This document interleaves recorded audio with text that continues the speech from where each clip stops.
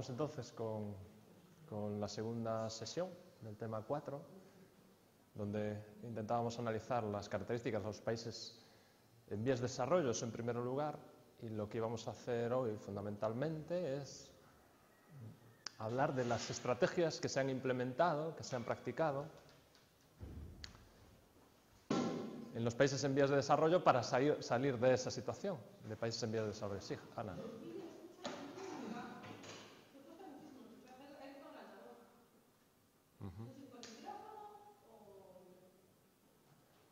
Vale, les aviso a los de los servicios técnicos para que lo corrijan. Si se puede corregir, no lo sé.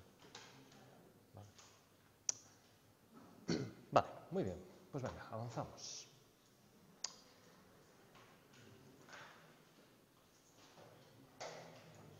Bueno, estuvimos intentando razonar o viendo cuáles son las explicaciones habituales de por qué los países en vías de desarrollo persisten en esa situación, en ser países en vías de desarrollo.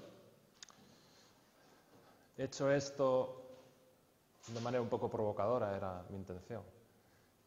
Intentamos ver cuáles son las características de los países en vías de desarrollo y cuáles son, de una forma más formal, más académica, las explicaciones que se han dado de por qué los países en vías de desarrollo persisten en esas situaciones, ¿vale? Las pasamos muy rápidamente porque tampoco teníamos demasiado tiempo para detenernos en ellas. Fuimos en orden cronológica, desde explicaciones más simples y más antiguas en el tiempo a explicaciones más actualizadas y más complejas en la actualidad. En la actualidad, el enfoque predominante para explicar por qué los países en vías de desarrollo persisten en esa situación, y son países en vías de desarrollo, países relativamente pobres. Ya empezamos, como siempre, con esto, que se nos vaya. Responde al enfoque neoliberal, que es el dominante en muchos otros aspectos desde los años 80, finales de los 70. ¿Vale? Básicamente lo que recordamos, lo que viene a decir el enfoque neoliberal es que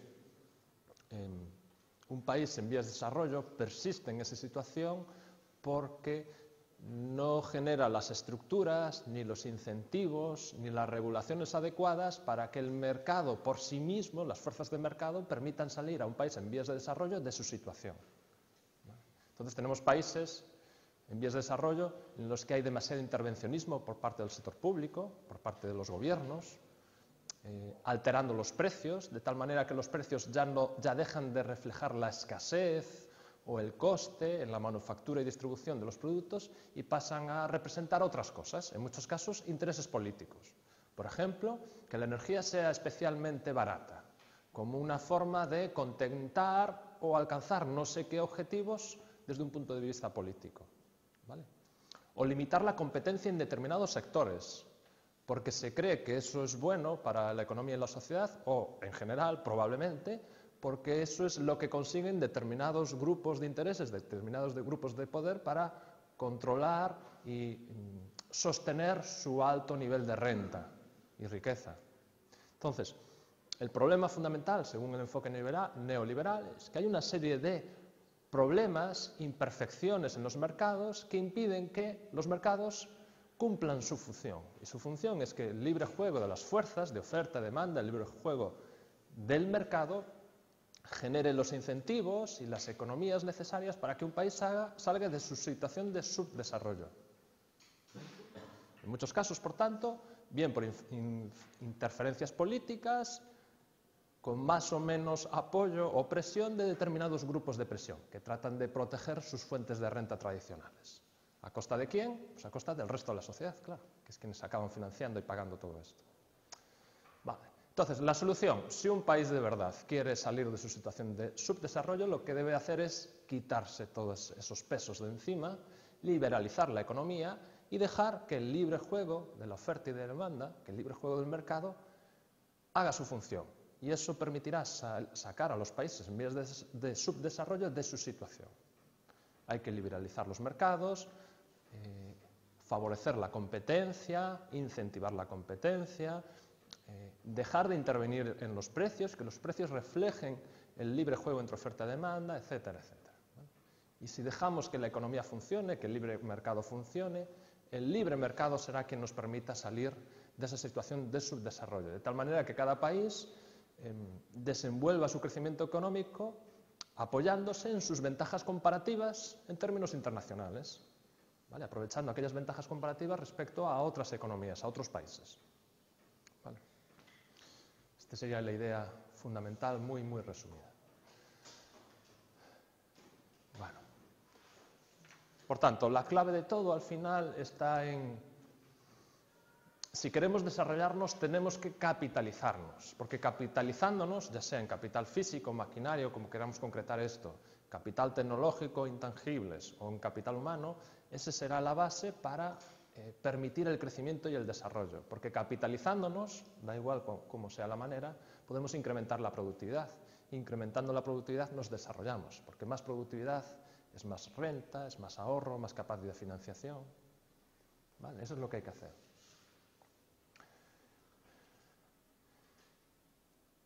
¿Por qué algunos países, en lugar de desarrollarse, parece que van en la dirección contraria, entran en declive y cada vez se introducen más y más y más en ese pozo sin fondo del subdesarrollo económico? Pues muchas veces porque pierden la estabilidad macroeconómica, en particular la inflación. A veces, en los países, la estabilidad macroeconómica se pierde, se generan procesos de hiperinflación extraordinarios. Imaginaros procesos de inflación de varios cientos en términos de porcentaje. Ha habido experiencias, sobre todo en Latinoamérica, en Brasil y algunos otros países, donde ha llegado a haber tasas de inflación en un año de más del 1000%. ¿Os podéis imaginar lo que es una tasa de inflación del 1000%? O del 2000 o el 3000 que llegó a haber en Brasil en los años 80, no me recuerdo bien cuál fue el año. Una tasa de inflación del 3000% es que, no lo sé, no hice el cálculo mental, no hice el cálculo formal, pero puede ser que los precios suben un 10, 20 o 30% cada día. O cada semana. Con una situación económica de esa magnitud, ¿de qué manera uno puede planificar, tomar decisiones, hacer inversiones empresariales, arriesgarse, tener iniciativa empresarial? Está todo tan distorsionado en la economía que paraliza e inmoviliza. Pensarlo bien, si tenemos una inflación muy, muy elevada, ¿cuál es la actitud, estratégicamente hablando, cuál es la mejor actitud, la óptima, desde el punto de vista de un empresario o un hogar? ¿Vale? Imaginaros eso. Si tenemos hiperinflación, ¿cuál es la estrategia lógica a seguir? ¿Lorena? ¿Ángel? Gastar lo antes posible tu dinero. ¿Sí? No lo conserves, porque si conservas dinero, rápidamente pierde valor. Entonces la estrategia lógica es gastar el dinero o invertirlo rápidamente. ¿Vale? El ahorro desaparece. Y una vez que el ahorro desaparece,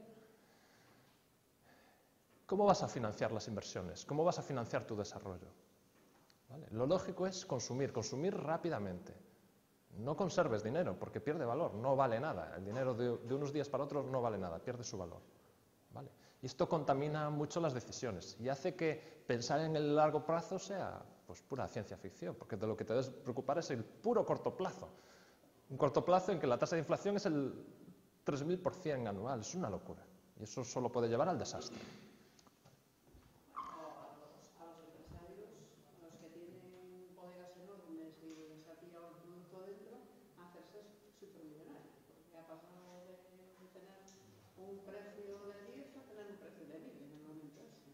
Sí. Bueno, la estrategia lógica sería quitarte el dinero del país, porque al cambio lo vas a convertir en mucho más dinero.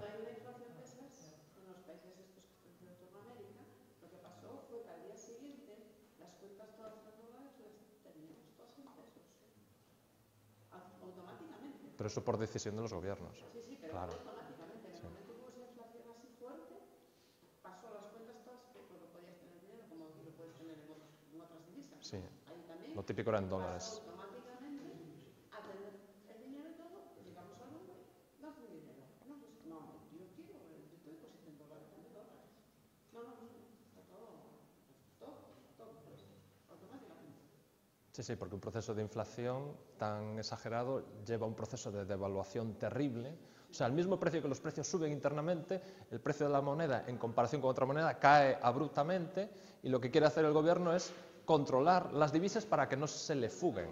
Exactamente, entonces ese es el proceso. Eso es terrible para un país que esté en una situación como esa. Otros problemas, distorsiones en los precios. Cuando los precios están muy manipulados, muy distorsionados y dejan de hacer su función, que es asignar de la manera más eficiente los recursos, que los recursos se empleen allí donde son más productivos, ¿vale?, donde son más valorados, pues esto crea vicios. Imaginémonos que se subvenciona la energía o que se subvencionan especialmente los alimentos o yo qué sé qué productos. Lo que hace es sobredimensionar esos productos o esos sectores especialmente subvencionados, en los que los precios están intervenidos, generando menos inversión de la que sería óptima en otros sectores. Normalmente la consecuencia es el empobrecimiento de la economía en general y de la sociedad en general, ¿vale? Si tú subvencionas el precio de la energía y haces que su precio sea artificialmente barato, consumirás más de la que consumirías en cualquier otro caso. Por tanto, invertirás menos en ser eficiente energéticamente, estarás estimulando artificialmente sectores o actividades que consumen mucha energía en detrimento de otro. Todo esto crea distorsiones, crea movimientos de dinero, de inversiones, de consumo. Consumes más de una cosa en relación a otra, de lo que lo harías en una situación en la que los mercados funcionasen correctamente y no hubiera distorsiones, no hubiera intervenciones políticas, ¿vale? Todo eso solo puede llevar por malos caminos en general. La distorsión del tipo de cambio. El tipo de cambio al final no deja de ser un precio más, es el precio de la moneda, una moneda en relación a otra. Muchas veces los políticos, los gobiernos, están tentados a manipular también ese precio. Por muchas razones. Una que se emplea muchas veces es por puro prestigio económico, ¿no? Tener una moneda fuerte, sostenida, donde se mantiene una paridad con el dólar, por ejemplo, que el tipo de cambio no varíe, pues es una cuestión de prestigio nacional y a veces los políticos, los gobiernos hacen fuertes apuestas políticas por mantener esas paridades o esos tipos de cambio artificialmente y normalmente siempre es a costa de la sociedad, siempre va a ser a costa de la sociedad, ¿vale? Porque si mantienes un tipo de cambio especialmente elevado, más de lo que debiera ser, ¿qué estás haciendo en realidad? Estás haciendo que tus productos para los extranjeros sean más caros de lo que debieran ser, por tanto te consumirán menos, exportarás menos. Y los productos de los extranjeros para ti van a ser más baratos de lo que deberían ser y consumirás más bienes importados de los extranjeros. ¿Y eso es a costa de quién? Pues del desarrollo de la economía, no puede ser de otra manera. A veces hay otras razones, porque tienes problemas de financiación externa y para poder manejar tu volumen de deuda externa te puede llegar a interesar mantener tipos de cambio fijo. Bueno, puede haber más cosas. Pero en todo caso, la distorsión de los tipos de cambio también tiene costes para una economía y para una sociedad. Por supuesto, los desequilibrios en las cuentas públicas, cuando son muy elevados. Cuando tienes un desequilibrio muy elevado en tus cuentas públicas, en tu financiación, cuando la deuda pública es muy elevada, eso genera lo que se conoce en la literatura, de hecho, últimamente también se está hablando de eso en España, y es evidente, crea un efecto, en inglés se llama crowding out, que es el efecto expulsión, por así decirlo, ¿vale? Cuanto mayor es la necesidad de financiarse el sector público, menos ahorro va a dejar para que se financie el sector privado, porque la capacidad de financiación de una economía está dada.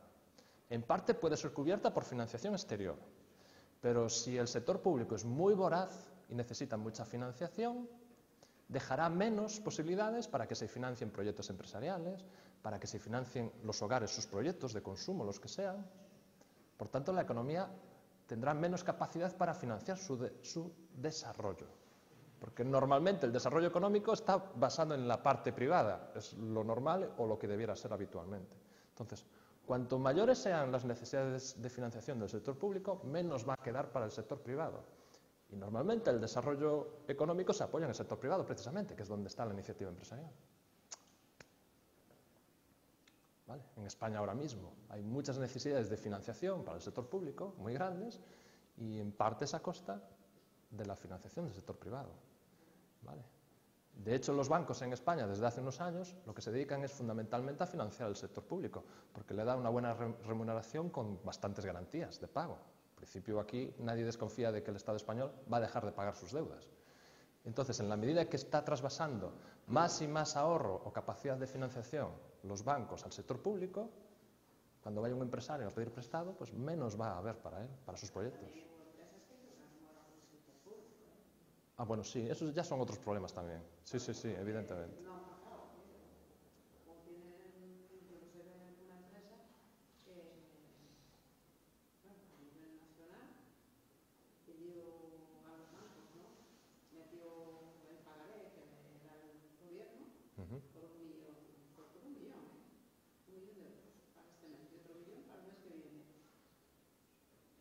No había dinero disponible en ese momento en el gobierno, se lo volvieron a cargar a la empresa con todo intereses, claro, de ese mes y pico. Se llegó el segundo y tampoco había dinero disponible en el gobierno. Ese fue el tacho, con 2 millones de euros. Bueno, salían las noticias ahora en Cataluña de que las farmacias que estaban hablando de hacer otra vez huelga porque estaban teniendo retrasos de 6 meses. Pero a las farmacéuticas, a las grandes productoras, los retrasos se hablan de 1 año, 2 años. Claro, tienes que tener un potencial de capital bastante grande para poder sostener tu estructura frente a un impago de estos, que normalmente son impagos grandes, por mucho volumen.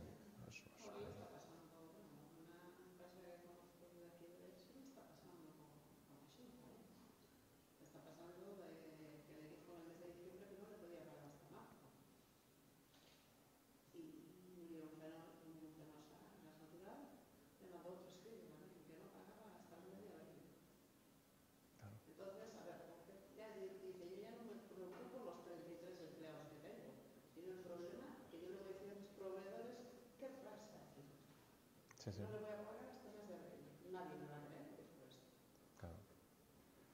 Entonces, bueno, tuvo que ir a pedir prestado al banco para poder pagar, pero el banco le dijo, sí, pero me compras acciones, bueno, ha comprado un montón de acciones para que le suelten el dinero, para pagar a los proveedores. Sí, sí, sí. Vale, o incluso el apostar por un modelo de crecimiento económico cerrado, que tiene sus problemas. Después hablaremos algo de esto. Bueno, entonces, ya para concluir, las teorías que os mostré en muchas ocasiones están condicionadas por el momento histórico en el que surge. Latinoamérica hace en los años 50 o 60 no es la Latinoamérica de ahora, es completamente distinta. Por ejemplo. ¿Vale? En muchos casos, las razones, en muchos, no digo todos, o que sea la explicación fundamental, pero en muchos casos una parte importante de la explicación de por qué los países subdesarrollados son subdesarrollados descansan en razones internas, lo cual no quiere decir que no haya también razones externas. De hecho, las relaciones económicas internacionales juegan un papel en todo esto, a veces positiva y a veces negativa, ya hablamos de eso también, cuando hablamos de las condiciones desigual de intercambio.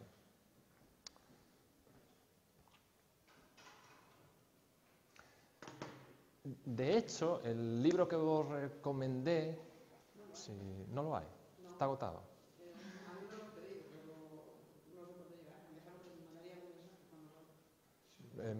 Yo por lo que escuché está teniendo mucho éxito. Se habla mucho de ese libro. Sí.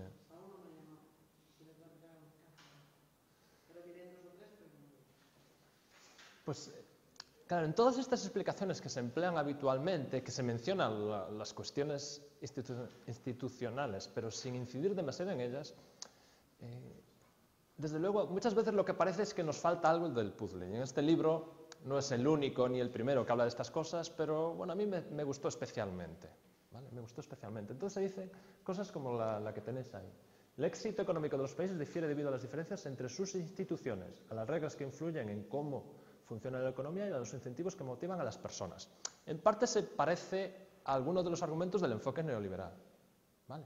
Esa idea de, bueno, a ver, parte de los problemas que hay en los países en vías de desarrollo son problemas internos, que no tienen las estructuras o no se organizan adecuadamente para que los mercados funcionen como debieran funcionar y cumplan la función que debieran cumplir. Y entonces habla de una idea que es muy interesante, y es el problema de muchos países en vías de desarrollo es que las instituciones tienen un carácter extractivo, en el sentido que os indica ahí, me parece que sí, ahí creo que lo recogí más o menos ahí. Cuando hay un paréntesis como este, esto es, digamos, lo que hago es un corte sobre el texto o incluyo algo yo para que se entienda mejor el sentido de la frase. Entonces dice lo siguiente sobre qué es esto de las instituciones económicas extractivas. Las instituciones políticas extractivas concentran el poder en manos de una élite reducida y fijan pocos límites al ejercicio de su poder. Poder en beneficio propio, claro. Las instituciones económicas a menudo están estructuradas para extraer recursos del resto de la sociedad. Y si expropian los recursos de la mayoría, levantan barreras de entrada y suprimen el funcionamiento libre de mercados para que solamente beneficien a un número reducido de personas. Esto es muy habitual en los países en vías de desarrollo. Bueno, y en África es fantástico, es fácil de ver exactamente este tipo de procesos, ¿vale? Donde hay una élite reducida que gobierna para sí a costa de sus ciudadanos.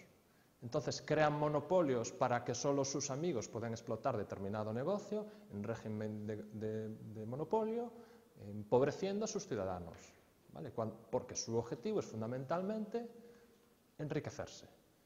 Y comencé la explicación o este tema hablando de Egipto. Ya sabéis lo que sucedió en Egipto con el presidente Hosni Mubarak, sabéis cómo era la situación de Egipto hasta hace unos años, cómo es posible que un país, no es el más pobre del mundo, pero es relativamente pobre, cómo es posible que un país así, con esas características, tenga un presidente que sea rico, una persona multimillonaria con millones y millones de dólares fuera del país. ¿Cómo se podemos explicar esto? Bueno, él, su familia y sus amigos. Y no es algo particular de Egipto, ¿eh? Lo podemos encontrar en muchos países de todo el mundo. ¿Cómo podemos explicar esto? Porque tiene instituciones económicas y políticas extractivas, donde su objetivo es que una élite política y económica limitada gobierna para sí, extrayendo recursos al resto de la sociedad, empobreciéndola, pero eso no es lo que les importa, no les interesa ni les motiva, generando barreras de entrada para que nuevas iniciativas empresariales, nuevos actores no participen y no pongan en peligro sus rentas, sus fuentes de renta, y por tanto limitando el funcionamiento de los mercados, porque no ese es su objetivo. ¿Vale? Claro, surge una pregunta inmediatamente. ¿Por qué elegir esto en lugar de elegir la prosperidad? Porque si esas élites realmente quieren ser ricas, lo lógico es tener un país rico, porque cuanto más rico sea el país, más podrán extraer a su economía y a sus ciudadanos, ¿no? Esto podría ser la lógica. Problema, que es lo que apuntan de diversas maneras estos autores de este libro. Problema. El crecimiento económico y el cambio tecnológico producen una destrucción creativa. Normalmente el desarrollo económico está basado en lo que podríamos denominar como destrucción creativa. Cuando uno se desarrolla, crece y aparecen nuevas tecnologías, nuevos productos, nuevos mercados, normalmente siempre a costa de alguien, siempre va a haber ganadores y perdedores. Los que se imponen con las nuevas tecnologías ganan y los que pierden con las tecnologías o los mercados o los productos que van quedando atrás, van quedando desfasados tecnológicamente o por cuestiones de mercado, son los perdedores. Por tanto, los perdedores siempre tienen incentivos a que no se produzca el cambio y a mantener el status quo y por tanto a limitar el progreso, limitar la innovación. ¿Cómo? Creando barreras de entrada, suprimiendo el funcionamiento de los mercados. En Inglaterra, por ejemplo, cuando se produjo la revolución industrial y empezaron a aparecer los primeros telares automáticos, hubo un movimiento que se llamaban los luditas, que se dedicaban en Inglaterra eran artesanos del textil, lo que se dedicaban era a ir por las primeras fábricas textiles en Inglaterra y a destruir las máquinas. ¿Por qué? Porque ponía en peligro su fuente de rentas. ¿Vale? Esto no es un ejemplo que tiene que ver con instituciones económicas extractivas, pero sí es un ejemplo de cómo el desarrollo económico y la innovación tecnológica tiene cierto carácter de destrucción creativa. Destruyes lo antiguo a través de la innovación. Se imponen los nuevos productos, los nuevos mercados, las nuevas tecnologías a costa de lo que queda atrás, desfasado y es antiguo. Entonces siempre hay ganadores y perdedores. Los perdedores siempre tienen la tentación o el incentivo a limitar los cambios. ¿Vale? Por eso no siempre es interesante para los dirigentes de estos países a apostar por el progreso, porque en la medida en que hay cambio, hay desarrollo y hay destrucción creativa, pueden pensar, y a veces con buena razón, a que esa destrucción creativa puede dinamitar, limitar sus fuentes de renta, porque pueden ser ellos los perdedores. Entonces, limitemos el desarrollo económico, ¿vale? Limitemos esa destrucción creativa, generemos barreras de entrada, suprimamos el libre funcionamiento de los mercados, intervengamos para mantener el status quo, para mantener nuestras fuentes de renta. Y eso es, en muchos países en vías de desarrollo ese es el problema en realidad, no es otro. ¿Sí? ¿Se comprende? Si os interesa el tema, yo os invito a comprar el libro o a buscar en la biblioteca, que lo hay. Yo lo encargué en cuanto lo vi, lo encargué y lo hay en la biblioteca. Es muy interesante. Sí, porque a mí me pasa que aquí, en la biblioteca hay al menos una copia, en la biblioteca de aquí de Ourense. Lo que no sé si está pedida, hay que ponerse a la lista.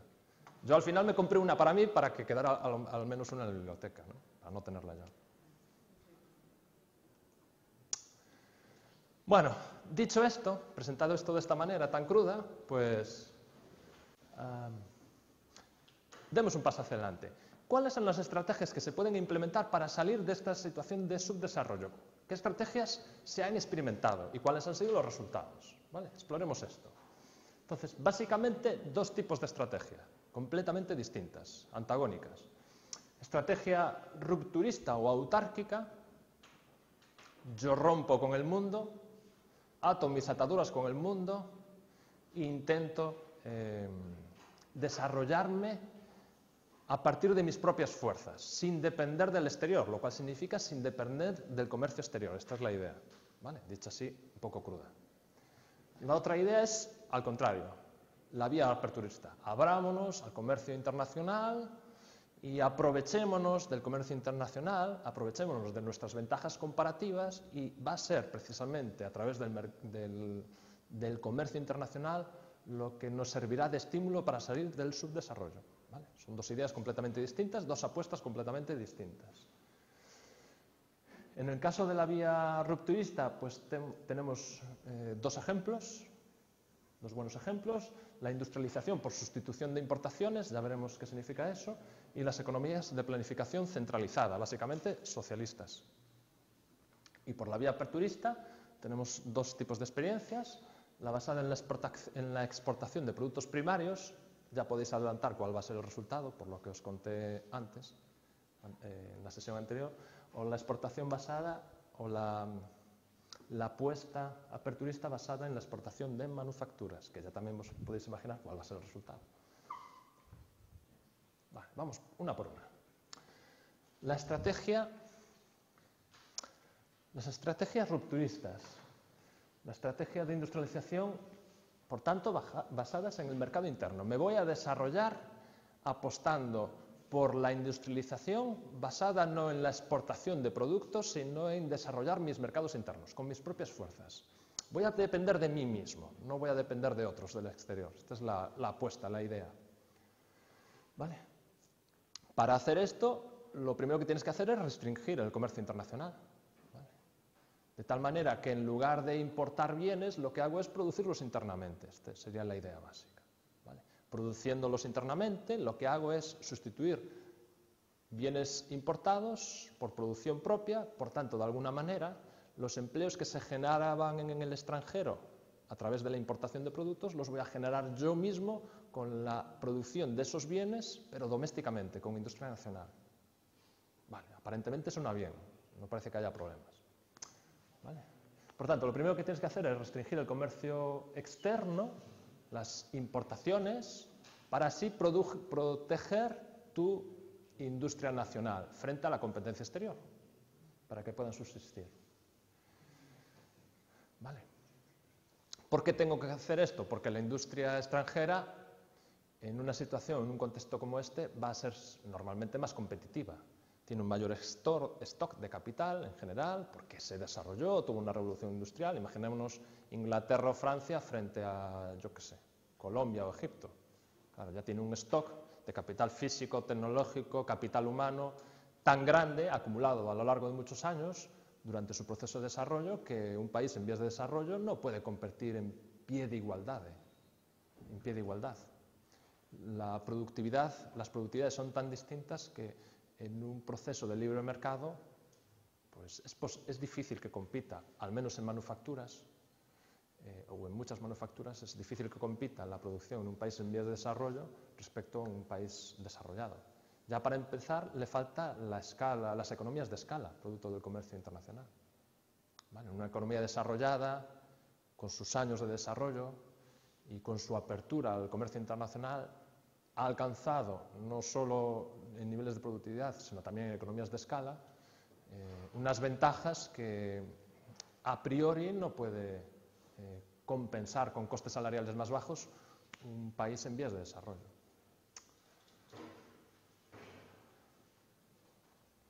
Además, es necesaria la expansión del sector público en términos de planificación, control de divisas, etcétera, etcétera. ¿Cuáles son los resultados? Y ahora entramos en cada uno de los dos modelos. ¿Cuáles son los resultados?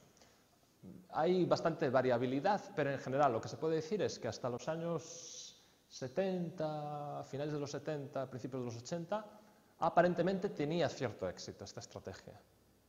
Se obtenían buenos resultados, aparentemente, y se alcanzaba cierto grado de desarrollo económico en estos países, los que apostaron por estas vías. Pero a partir de los años 80 claramente fueron un fracaso general, fracasaron completamente. Bueno, vamos a ver cada uno de los modelos. El modelo, llamémosle caso latinoamericano, no es que sea exclusivo de Latinoamérica, pero es donde fundamentalmente se experimentó esto. Por cierto, que en los años 60, con apoyo ideológico desde el Fondo Monetario Internacional, que apostaba también por esta estrategia inicialmente. ¿Vale? Es el modelo de industrialización por sustitución de importaciones. Es cierto que eso tuvo cierto éxito inicial, sobre todo cuando empiezas a industrializarte por sustitución de importaciones de productos más simples.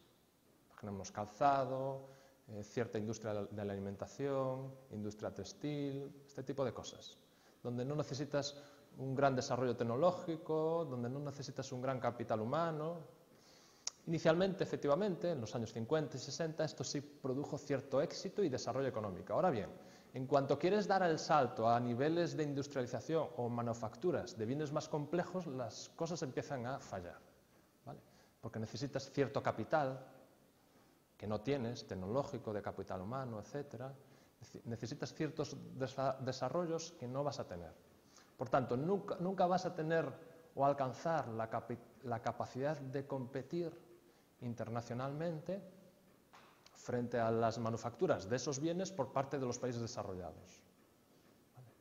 Además, en la medida en que estás apostando por la cerrazón de tu economía y estás apostando por limitar o restringir la importación de productos importados, lo que estás provocando es cierta inflación interna. ¿Vale? Lo normal es que los productos importados sean de más calidad, porque tienen más capital de todo tipo, tienen más calidad y además sean más baratos, por problemas de economías de escala, mayor productividad de los trabajadores, por las razones que ya he comentado.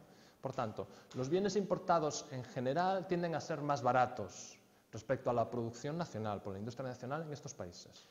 Por tanto, cerrar tu economía a las importaciones en general, lo que te va a crear cierta inflación interna. Sustituyes bienes importados por bienes nacionales y el resultado general es que esos bienes en general van a ser de peor calidad y van a ser más caros. Van a ser más caros y van a generar cierta inflación interna. ¿Vale? Y en la medida en que generan cierta inflación interna, eso todavía perjudica más tu capacidad de competir en el exterior. También en los productos con mayor incorporación de capital. ¿Vale? En la medida en que, a medida que vas entrando en los años 70, estos países ven como esta cerrazón de su economía, esta limitación a las importaciones, genera cierta inflación interna, y a medida que van progresando en qué tipo de bienes están basando su industrialización, esto provoca cada vez más desequilibrios en el comercio exterior, ¿no? Se genera cierta inflación interna, Esto hace que pierda competitividad tus productos frente al exterior, que se van encareciendo por esos procesos de inflación interna que estás generando. Además, en la medida en que estás progresando en la manufactura de bienes más complejos, necesitas importar más capital, más tecnología que tú no tienes y necesitas traer del exterior, y todo eso va redundando, inflación interna, mayores necesidades de importaciones de capital, va generando cada vez mayores y mayores desequilibrios externos, que es lo que se podía ver perfectamente en estos países en los años 70, hasta que todo se rompió en los 80. ¿Y cómo reaccionan normalmente los países cuando se están produciendo estos procesos? Pues reaccionan tratando de compensar todos estos efectos. Si por problemas de inflación interna, por necesidad de cada vez tener que importar más capital, con mayor aporte tecnológico, más desarrollado, más complejo, si como consecuencia de eso te provoca desequilibrios en el sector exterior, por tanto limita, en lugar de jugar a tu favor ese desarrollo económico, en lugar de jugar a tu favor en términos de competitividad exterior, lo que hace es poco a poco ir minándote, lo que haces es, bueno, voy a implementar estrategias que compensen este efecto. ¿Cómo lo puedo hacer? Intentando devaluar mi moneda, ¿vale? Intento manejar mi moneda, los tipos de cambio, para estos problemas que se me están generando en el sector exterior, solucionarlos de esta manera, ¿vale? Si tengo cierta inflación interna y eso limita mi competitividad en el exterior, lo que debo hacer es devaluar mi moneda para que se abaraten mis productos en el exterior. Bien, está bien, ¿no? Tiene toda la lógica del mundo. Pero eso a lo mejor lo que acaba haciendo es que acabes hundiéndote cada vez más en el pozo sin fondo de los desequilibrios externos. Claro, si para compensar tu progresiva pérdida de competitividad lo que haces es devaluar tu moneda, esos bienes de capital que necesitas importar cada vez te van a ser más caros. Si además para financiar tu desarrollo industrial necesitas financiación exterior, las deudas, por puro efecto de evaluación monetaria, tus deudas se están multiplicando. Y eso generó todos los problemas, no quiero decir que fuera la causa exclusiva, pero generó todos los problemas de deuda tremendos que hubo en estos países. Hubo auténticos dramas en estos países, con problemas de deuda externa en Latinoamérica terribles, ¿vale? Tú, si debes 100 euros y de repente tu moneda vale la mitad, eso es tanto como hacer que tus deudas sean el doble. Y de verdad hubo problemas de impagos, hubo países que tuvieron que dejar de pagar sus deudas al exterior. No solo devolver el dinero que le tocaba en cada mes o cada año, la amortización del capital que le correspondiera según sus compromisos, sino que incluso ya ni siquiera pudieron pagar los intereses, la carga financiera, y dejaron de pagar la carga financiera, porque estaba completamente descontrolado el saldo exterior. ¿Vale? Bueno, esto fue lo que pasó, contado así de manera cruda y muy sintética, con pocas palabras. ¿Cuál es el otro ejemplo? El otro ejemplo es la planificación central, es decir, la vía socialista. Claro, este es, digamos, el caso extremo de sustitución de importaciones y de ruptura con el exterior. Directamente eliminas el funcionamiento de los mercados, el sector público, el gobierno, se apropia de todos los derechos de propiedad y yo soy quien ordeno, mando, planifico y decido qué se hace, cómo se hace, en qué momento, dónde, todo, lo decido todo. Es decir, planificación centralizada. ¿Vale? Pensar que en una economía de mercado como la nuestra, las decisiones se toman de manera descentralizada completamente. ¿Vale? Es decir, hay un empresario que decide poner un capital, producir un determinado producto y como él muchos otros llevan ese producto al mercado y otros agentes, los consumidores, pues decidimos comprar este producto o este otro. Entonces, de manera descentralizada, cada uno tomando sus decisiones individualmente, al final llegamos a equilibrios. Lo que os contaban en la introducción a economía del equilibrio entre oferta y demanda. Se determina el precio de equilibrio, cantidad de equilibrio, eso es un funcionamiento descentralizado de la economía. En una economía planificada es justamente lo contrario. Todo se determina desde el centro. Hay un centro de poder, un centro de decisión que planifica y decide qué cosas se van a producir, de qué manera, qué cantidad, a qué precio se va a vender, dónde se va a producir, con qué medios de producción, todo. Se decide todo centralizadamente. Claro, cuando uno centraliza toda la toma de decisiones en términos de producción, distribución, etcétera, claro, lo que surge inmediatamente son los problemas de incentivos. ¿Vale? Imaginaos que vosotros estáis en un país socialista sois el director de una planta de acero y a ti cada mes o cada no sé cuánto que sea te dan las instrucciones de, mira, este mes hay que producir tanto acero de esta calidad, lo vas a distribuir a vender a este precio y lo vas a dirigir hacia no sé qué industrias o como sea que funcione. ¿Vale? ¿Qué incentivos tiene un director de planta o un trabajador para introducir mejoras? Mejoras tecnológicas, mejoras de procesos o lo que sea para mejorar la productividad en general. Mejorar la calidad de los productos, reducir los costes de producción o lo que fuera. Si tu posición en muchos casos no va a venir determinada por los resultados. Tú cumpliendo los resultados que te están marcando, los objetivos que te están marcando, tú ya cumples con tu jefe, con tu planificador central, ¿no? Nos podemos imaginar que el planificador central te dirá, mira, este mes, el objetivo para ti este mes es producir tanto y que no sobrepase este coste. ¿Qué incentivos tiene entonces un ejecutivo a mejorar los resultados? A producir eso que le piden a mucho menor coste o con esos costes a producir mucha más cantidad o de mayor calidad. Porque para ti tiene un coste, un esfuerzo. Esfuerzo porque tienes que trabajar más, dedicarle más tiempo a tu trabajo, o pelearte con tus trabajadores, o pelearte con tus proveedores. ¿Qué incentivos tienes a hacer eso? Pocos, ¿no? Tú cumpliendo tus objetivos, ya está. Además, tener en cuenta un problema con esto de los incentivos. Y uno que trabaja en industrias reguladas lo identifica rápidamente. Uno hasta puede pensar, bueno, si yo mejoro los resultados, igual puedo esperar un premio, inmediato o a medio o largo plazo, ¿no? Que suben la escala de jerarquías, uno puede esperar eso. O no. A lo mejor lo que acaba ocurriendo es lo que no espera. Imaginémonos que alguien, ese director de la planta, mejora los resultados de la planta. ¿Qué va a pasar? Al mes siguiente, desde el planificador central, le dirá, ah, muy bien, o sea, que eso se puede hacer así de bien. Bueno, pues tus objetivos cambian, ahora lo tienes que hacer así. Tienes que producir esta cantidad a este coste que tú has alcanzado y nos has demostrado que se puede hacer.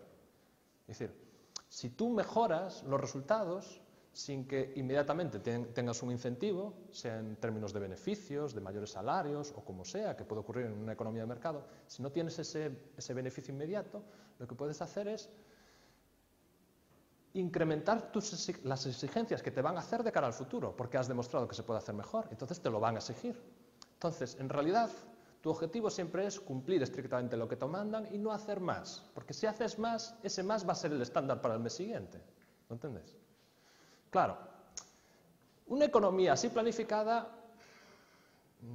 no debemos esperar grandes cosas, porque los incentivos que se están generando son pequeños. Hombre, si tuviéramos un planificador central que tiene muy buena información, tiene la tecnología en la cabeza, es capaz de hacerlo tan bien como lo haría un mercado de manera descentralizadamente, o incluso mejor, ¿vale? Teóricamente podría ser fantástico, pero el problema es que el planificador central normalmente no tiene buena información. No conoce perfectamente esa fábrica, su tecnología, cómo se pueden mejorar los procesos. De hecho, los procesos de innovación no se producen en general en todas las instalaciones en una economía de mercado, sino que hay algunas personas, algunas instalaciones que producen mejoras. Y si son buenas, al final el resto las copia. En la medida en que las decisiones son tomadas más centralizadamente, las posibilidades de innovación se reducen. En la medida en que se reducen los centros de decisión, en la medida en que hay menos personas decidiendo, hay menos posibilidades de innovación, es lógico. No es lo mismo las posibilidades de innovación que hay en 1000 plantas industriales, cada una trabajando independientemente, tomando sus decisiones, que las capacidades de decisión de una persona que decide lo que se hace en las 1000 plantas. Es imposible que haya la misma capacidad de innovación, suponiendo los mismos intereses, la misma motivación, los mismos conocimientos, ya olvidándonos de que pueda haber otros problemas. Bueno, entonces, los problemas de incentivos, ¿a dónde nos llevan? Al atraso tecnológico. Los países socialistas, aunque hasta los años 60, incluso 70, se desarrollaron, incluso se llegó a pensar que iban por delante de los países capitalistas, se llegó a pensar, también en términos tecnológicos, claramente a partir de los años 70 se evidenció que estaban quedando atrasados cada vez más y además sufrían un proceso de atraso tecnológico, caída de la productividad muy acusados. ¿Vale? De hecho, en los últimos años de existencia de los países socialistas, por lo menos en el este europeo, era muy evidente. El atraso tecnológico, la escasez de determinados bienes, no se produjo allí el desarrollo tecnológico de la informática, las telecomunicaciones, había escasez de productos. Yo me recuerdo los últimos años de la Unión Soviética que la gente hacía colas para comprar carne, para comprar pan, no había desabastecimiento, por culpa de toda esa falta de incentivos que llevó a esta situación. Vale. ¿Alguna pregunta? No.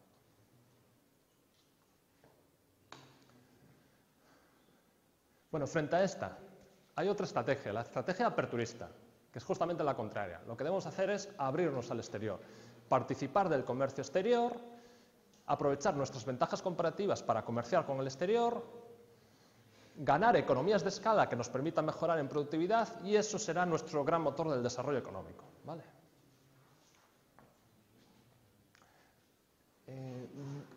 Os voy a hablar de dos vías, o hay dos vías para hacer esto. ¿En qué puedes fundamentar esa apuesta aperturista y ese aprovechamiento de tus ventajas comparativas?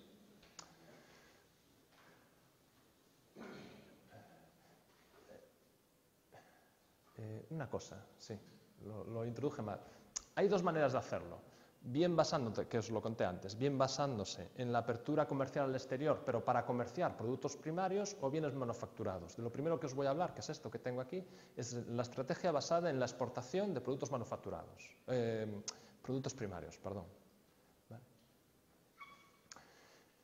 ¿Vale? Nos podemos imaginar que los países en vías de desarrollo, desde luego, pueden disponer de ventajas comparativas para fundamentar su desarrollo económico y sus intercambios comerciales precisamente en la producción y exportación de bienes primarios. Esa es precisamente una de las características básicas que os di al principio de este tema sobre los países en vías de desarrollo.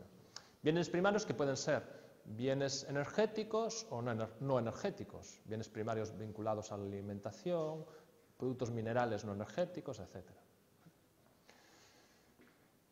Dos tipos de productos primarios. Podríamos diferenciar, porque es interesante, los resultados son distintos, si bien los productos primarios son en régimen de monopolio o en régimen de competencia. ¿A qué se refiere esto? Se refiere a cómo se establecen las relaciones de intercambio en el comercio internacional. ¿Vale? Por ejemplo, si tú puedes apostar por tu desarrollo basado en la producción y exportación de productos primarios, pero productos primarios que son escasos en el mundo. ¿Vale? El petróleo. O determinados bienes energéticos, o determinados productos minerales que son escasos en el mundo. Si hay escasez en el mundo, los países que disponen de esos recursos en su geografía, en sus economías, van a poder explotar o van a poder disfrutar de cierto poder de mercado sobre los mercados internacionales. Esto es lo que viene haciendo la OPEP desde hace muchos años, desde los años 70, ¿no? Cada mes o cada 2 meses, no sé muy bien cómo lo hacen, se reúnen los principales productores de petróleo del mundo y deciden cuánto petróleo van a poner en el mercado, y decidiendo eso están decidiendo más o menos el precio al que lo van a vender. Por tanto, están vendiendo en un producto que no es de verdad en régimen de libre mercado, sino que están ejerciendo su poder para manipular el mercado. Por lo tanto, es un mercado con cierto poder de oligopolio, o es, si queréis, un mercado con cierto régimen de monopolio. ¿Vale? El país puede disfrutar de la ventaja de la escasez de ese bien en los mercados internacionales y aprovecharse de esa situación, tratando de extraerle a los países ricos cuanto más renta mejor. ¿Vale? Es legítimo, de eso se trata. ¿Vale? Y esto es el caso para determinados bienes energéticos y minerales. Bienes energéticos, pues claramente el caso del petróleo.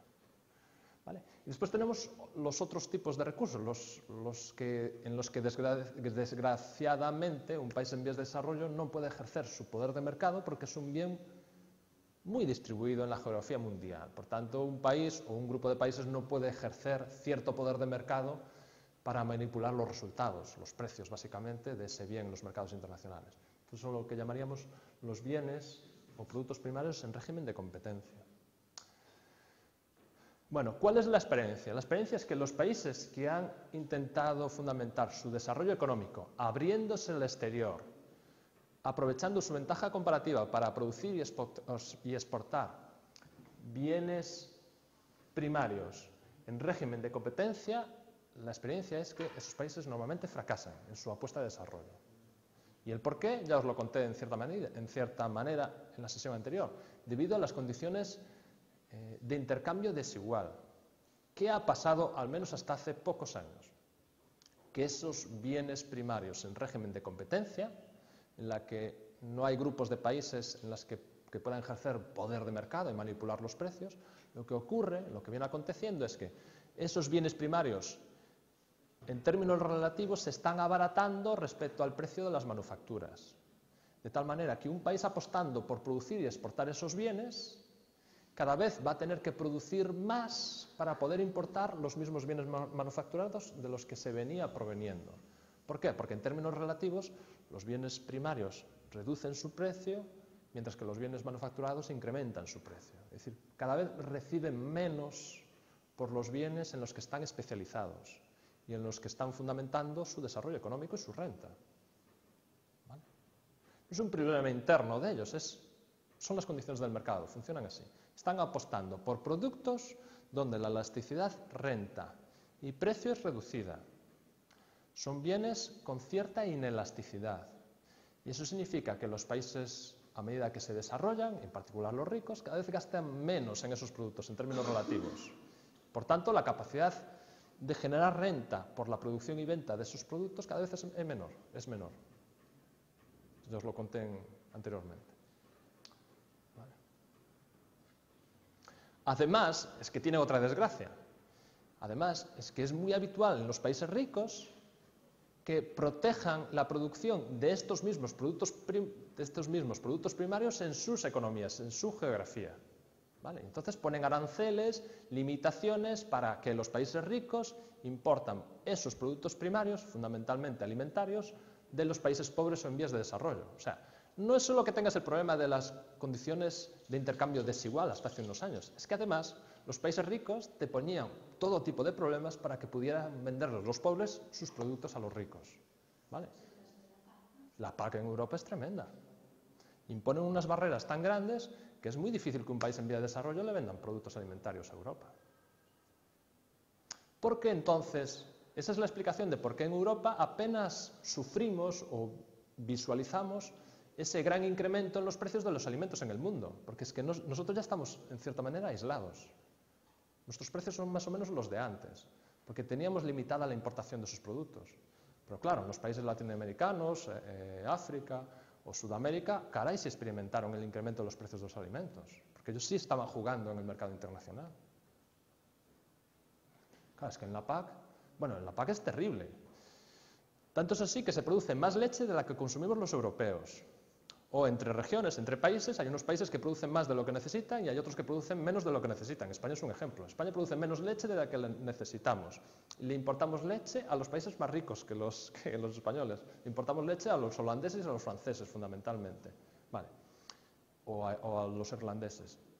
Y en Europa producimos más leche de la que necesitamos y lo que hacemos es, esa leche de alguna manera subvencionada, lo que hacemos es, la que nos sobra, la enviamos a los mercados internacionales. Y entonces, yo qué sé, acaba en África, de tal manera que competimos con el productor local de África de leche y lo arruinamos, porque no puede competir.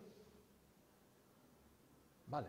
Porque aquí producimos con gran capital que mejora la productividad y además con ciertas subvenciones para poder distribuir esos productos, y lo que hacemos es hacerle la competencia desleal al productor local de Namibia, yo qué sé, y lo arruinamos. Claro, es que es tremendo.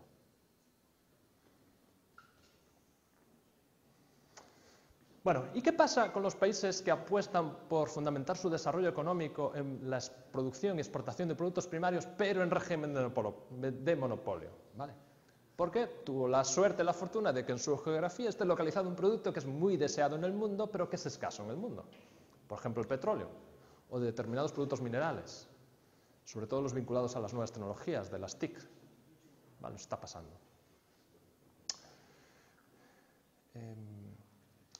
Los problemas que se evidencian es que hay, en muchos casos, problemas de distribución de la renta, tendencia a malgastar, por tanto el desarrollo económico es limitado, es menos del que debiera ser, muchas veces. Si hubiera una mejor distribución de la renta, si no se malgastara tanto. Pensar una cosa, en un país rico en recursos, donde el poder económico y la renta se concentran en unos pocos a costa del resto de la sociedad, ¿qué va a pasar? Porque esos pocos que tienen mucha renta, por disponer de un gran nivel de renta, disponen de un gran nivel de ahorro. No consumen toda la renta que generan, sino que la acumulan. ¿Vale? Por tanto, no son rentas que acaban alimentando el proceso de desarrollo económico. Porque cuando una clase media o una clase pobre incrementa su nivel de renta, lo que hace fundamentalmente es consumir más, también ahorrar más, pero consumir más, y eso sirve de estímulo para una economía. Pero cuando los ricos de un país tienen más renta, normalmente, digo en general, eso no sirve como un gran estímulo para el desarrollo económico, porque o buena parte lo ahorran o se dedican a consumir bienes de lujo, que normalmente no se producen en el país, sino que son bienes importados. Entonces, ¿cómo esto revierte en más riqueza o más desarrollo económico para el país? Y además, tampoco está en sus barrios. Suiza, Londres, sí, además, ese es el problema. Se puede producir otro problema que es muy conocido, que es el conocido el mal holandés. That's the sea. ¿Qué es esto? ¿Qué es esto del mal holandés o el síndrome holandés? Por cierto, que no me acordaba de que no lo había hecho y por si tenéis curiosidad, os acabo de subir esta mañana, antes de venir para aquí, un pequeño panfleto, artículo, son 2 hojas, muy fácil de leer, divulgativo, que explica esto. Pero yo os lo cuento ahora. Lo tenéis ahí como lectura complementaria para quien quiera. ¿Vale? ¿Qué es el mal holandés? Mal holandés se le llama así porque es un fenómeno que se empezó a ver y a analizar y a estudiar en Holanda. En Holanda, en los años 70, finales de los 60, principios de los 70, por ahí andaba, se descubrieron las grandes bolsas de petróleo y de gas natural en el Mar del Norte. De tal manera que el país, Holanda, se enriqueció. De repente disponía de un recurso muy valioso, régimen de monopolio, fantástico. Incrementa la riqueza y, por tanto, la renta, explotando ese recurso. Pero como consecuencia de eso, que aparentemente es fantástico, es buenísimo, o sea, ya nos gustaría que en estas prospecciones aquí en la costa gallega apareciera el petróleo, ¿no? Que estuvimos intentándolo, esto que aparentemente es bueno puede tener consecuencias negativas. ¿Cuáles son las consecuencias negativas? Que es lo que puede llamar la atención. La consecuencia negativa es, imaginaos la situación, de repente Holanda descubre petróleo, comienza a explotar sus recursos y a exportar el petróleo. ¿Cuál es la consecuencia inmediata de exportar el petróleo? En la medida en que tú estás exportando un volumen muy importante de un recurso a un precio muy elevado en los mercados internacionales y hay una corriente de divisas que va y viene entre Holanda y el resto del mundo, esto lo que va a generar en general es una presión a que la moneda se aprecie. O, si tratas de limitar ese efecto, a que los precios de tus productos internos se eleven. ¿Por qué? Porque de repente hay más dinero en la economía. Por decirlo de alguna manera, hay más dólares en Holanda. Y esto o bien acaba en manos de los holandeses y se ponen a gastar mucho más porque tienen dinero y esto genera inflación, o se dedican a cambiar esos dólares que obtienen por el petróleo por florines holandeses. Y esto aprecia el valor de la moneda porque es más demandada. Hay más demanda de florines de repente como consecuencia de esto. ¿Vale? Resultado, que los precios de los productos holandeses en los mercados internacionales se encarecen mucho. Y esto hace que el resto de la industria sea menos competitiva. Es decir, desarrollas tu economía o te enriqueces, obtienes más renta, desviando recursos y fondos de tu industria tradicional hacia la industria de este nuevo recurso. Es decir, se enriqueció Holanda a base de destruir en cierta manera o hacia una progresiva destrucción de su tejido industrial, de su tejido manufacturero, porque de repente era cada vez un poco menos competitivo, ¿vale? Debido a esos juegos de precios, tanto los precios internos domésticos como los precios del tipo de cambio de la moneda, ¿vale? Y esto es un fenómeno que se observa en cualquier país, ¿vale? Podemos hablar del petróleo en Venezuela, podemos hablar del café en Colombia, podemos hablar de muchas cosas.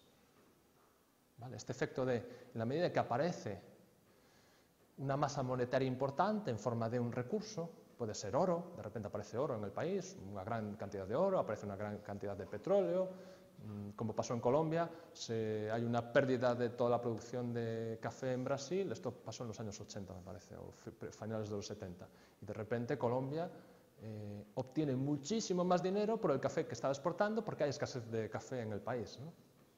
¿Qué haces? Pones todos tus recursos en la producción de café, que es lo rentable, ¿a costa de qué? De producir menos textil, menos calzado, menos de lo que sea que era tu industria tradicional de manufacturas. Es decir, ese nuevo sector, esa creación destructiva de las que os hablaba antes, se hace a costa de destruir tu sector manufacturero tradicional, tu industria tradicional. ¿Vale? Esto es actual. ¿En España se puede comparar con lo que pasó con la construcción? La gente de construcción podía trabajar a construcción. ¿O qué otras cosas pasaron con el sector empresarial? Fue muy evidente, ¿eh? Claro, tú imagínate, voy a hacer un poco de broma, pero esto pasó, no pasó tal cual lo voy a poner yo, que lo voy a hacer en plan informal y de broma, pero para que se entienda. A mí, cuando hago las explicaciones, me gusta exagerar las cosas, porque llevando las cosas al límite permite que se entienda todo mejor, ¿vale? Yo lo advierto siempre, bueno, voy a exagerar, me voy a inventar algo, pero yo creo que queda todo más ilustrativo. Imaginaros una situación que puede ser perfectamente real, ¿no? Un empresario que tiene una fábrica de componentes del automóvil, ¿vale? Y que obtiene una rentabilidad por su capital, el que tiene invertido, unos beneficios, yo qué sé, me lo voy a inventar, un 7% anual, ¿vale? O un 10%, que puede ser respetable, puede ser una buena cifra, no lo sé. Y ve que al lado hay unos empresarios dedicados a promotores inmobiliarios y que son capaces, cuando estamos en la burbuja inmobiliaria, en el año 2003, 2004 o 2005, ven que son capaces de obtener rentabilidades en un negocio fácil, porque técnicamente no necesitas saber grandes cosas. Están obteniendo rentabilidades del 15-20% anual. Tú como empresario, ¿qué harías? Abandonas los componentes del automóvil y te vas a eso, porque se te queda cara de parvo, ¿no? O sea, yo en este sector me estoy peleando, tengo que irme a pelear con los checos para yo ser proveedor de Citroën o de Ford y no ser los checos. Y viajo por el mundo, tengo que estar siempre a la última tecnología. Citroën o quien sea mi comprador de productos, mi cliente, me está apretando, me dice que más Lean Manufacturing, que más Just in Time y que más todo. Y venga, y dale. Y yo veo que hay aquí una gente que sin mayores esfuerzos aparentemente están ganando el doble o el triple que yo. ¿Qué haré? Pues abandono el sector manufacturero y me voy ahí, que es un maná. No. Bueno, pues eso estaba pasando. Esto pasó en España. Por tanto, Ana, en respuesta a tu pregunta, lo que pasó en España en la década de 2000, ¿podría ser un ejemplo de esto? Sí, es un buen ejemplo. Es eso exactamente. Sí. O sea, claro, si tú inviertes... Claro, como estamos con una lectura... Ahora mismo estamos con una lectura que hablamos de cómo la crisis financiera internacional afecta a la crisis en la economía real. Si tú el 60% de tu crédito se lo dedicas al sector inmobiliario y solo el 8% al sector industrial como consecuencia de la burbuja inmobiliaria, ¿eso tiene que afectar a tu desarrollo industrial? Claro, tiene que afectar. Porque en lugar de que la economía invierta en manufacturas, lo que hace es invertir en ladrillos. O sea, a costa de otros sectores, tiene que ser. No puede ser otra cosa.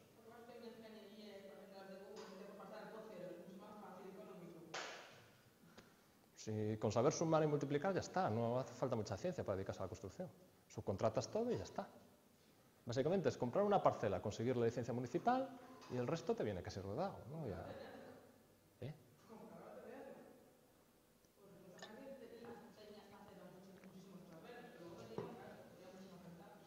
Vale. Y en la historia española no tenemos más ejemplos de esto del mal holandés. Hacer memoria. Porque en realidad el mejor ejemplo del mal holandés, o como podríamos, no digo que sea la primera, pero la primera muy evidente y muy llamativa de mal holandés se produce precisamente en España, en la historia. Venga, esto lo sabéis. ¿Perdón? Podría ser un ejemplo, pero bueno, es tan pequeño el efecto que no me importa mucho. Venga, vayamos a la historia, a varios cientos de años atrás. En España tenemos un ejemplo maravilloso de mal holandés. El oro americano. Claro, para España habrá quien diga que fue una maravilla, pero si lo pensamos bien, puestos ahora, a día de hoy, para España descubrir América, yo casi diría que fue una desgracia. Claro, es que, bueno, para nosotros, no sé si para los americanos, pero para nosotros yo creo que sí. Para los americanos, le preguntas a un americano, seguramente te dirá lo mismo, fue una desgracia. Bueno, en México nos odian, en general. Habrá de todo, pero no nos tienen mucho aprecio. Pensamos que sí, pero no nos lo tienen para nada. ¿Cómo? No, por supuesto. No, pero os explico. ¿Cuál es el problema del oro americano? De repente, España empieza a explotar todo el oro americano, oro y plata, lo trae a España y eso genera hiperinflación en España. ¿Vale? ¿A qué se dedica todo ese dinero? Sobre todo, en lugar de producir aquí, como teníamos tanto dinero, lo mejor era importarlo de fuera. Es decir, de alguna manera España con el oro americano financió el desarrollo industrial de Holanda, el desarrollo industrial y comercial de Holanda, que fue fabuloso, en parte gracias a España, el oro español. Inglaterra. Bueno, eso ya es otra historia. Y además dedicamos a dilapidar todo ese dinero financiando guerras para unos reyes que querían más poder, querían manejar Italia, manejar Holanda, manejar Alemania, y todo eso era con el oro americano. Si no tuviéramos el oro americano, hubiéramos podido probablemente conservar nuestra industria manufacturera textil, que la había. En España había industria manufacturera, pero una vez que aparece el oro americano, ¿para qué quieres eso? Cuando dispones del oro y además cuando te genera inflación enorme dentro de la economía, porque de repente es como si hubiera mucho más dinero en la economía. Y por tanto, en la manera que generas mucha inflación, los telares, las telas inglesas o holandesas, eran para nosotros mucho más baratas que producirlas internamente. Entonces, ¿qué hacías? Desaparece buena parte de la industria manufacturera en España en esa época y nos dedicamos a importar, además de otras cosas. Por tanto, yo creo que fue en parte una desgracia. Pero bueno, la historia es la que es, no podemos revisarla ahora. Vale, ¿entendisteis en qué consiste el mal holandés? Yo tengo la impresión que el primer buen ejemplo de mal holandés es España, la conquista de América y lo que viene justamente después. Bueno, ¿y cuál es el otro gran ejemplo que ya suponéis que es exitoso? El ejemplo de estrategias aperturistas, pero ahora ya basadas no en exportar productos primarios, sino fundamentalmente en productos manufacturados. Tenemos los ejemplos de los dragones asiáticos y los tigres asiáticos. Una alumna me dijo el año pasado, no, es que a mí me contaron que era al revés, los dragones no son eso, sino que es Indonesia, Tailandia y Malasia, y los tigres son Hong Kong, Corea, y yo, claro, me quedé así con la idea de, yo creo que no, pero déjame preguntar. Y entonces encontré una regla que te permite distinguirlos perfectamente. ¿Quiénes son los dragones? Los que están en la órbita de China. La idea del dragón. El dragón es una imagen china, ¿vale? Entonces, los que están en la órbita de China, dragones. ¿Y quiénes son los tigres? Los que tienen tigres, o tuvieron históricamente tigres en su territorio. Entonces, son esos, ¿vale? Entonces, esa es la regla fácil. Es muy fácil. ¿No, Ana? Es facilísimo. Con esto uno no se olvida nunca. Ahora, lo difícil ahora es recordar quiénes tenían tigres, ¿no?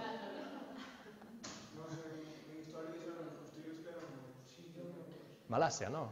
Los tigres de Malasia.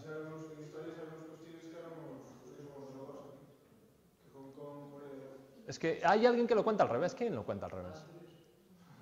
Pues le diría a Teresa, por favor, cuéntalo bien. Es que si vais yo creo que hoy en día está todo mezclado. Vais a muchos sitios, incluso sitios publicados aparentemente serios. Bueno, aparentemente no, serios. Lo que pasa es que a veces uno se pierde el origen de las cosas y después mezcla todo. Y sí que hay incluso publicaciones serias que no distinguen, se llaman un lío y le llaman a todo dragones, a todo tigres, o le llaman tigres y dragones a quienes no son, un lío. Pero una vez que tienes esta regla que os acabo de dar, no falla, esto es perfecto. O sea, originariamente, en los años 70 y 80, la regla nace así.